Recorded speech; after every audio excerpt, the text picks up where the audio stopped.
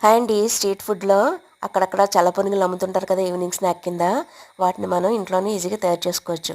కొంచెం టేస్టీగా కూడాను. అయితే దానికి గాను పొట్టు పెసరపప్పుని మనకు కావాల్సినంత తీసుకొని నానబెట్టుకుంటే ఒక గంటలోనే నానిపోతుంది కదా! నానిపోయిన తర్వాత దాన్ని శుభ్రంగా ఇలాగ స్ట్రైనర్‌లో వాడేసుకుని అనమాట. గంట నుంచి గంటన్నర వరకు నీరంతా పోయే వరకు వాడేసుకుని తర్వాత మాత్రం రుబ్బుకోవాలి. గ్రైండర్‌లో గానీ, ఇలా రుబ్బు రోల్లో గానీ.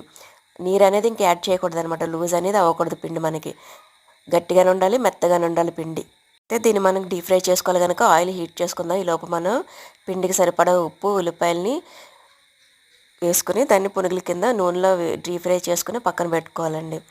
అయితే వీటిని ఇలాగే కారప్పొడి వేసుకుని కూడా తింటారు, లేదా కూరలో కూడా వాడుకుంటారు దీన్నే.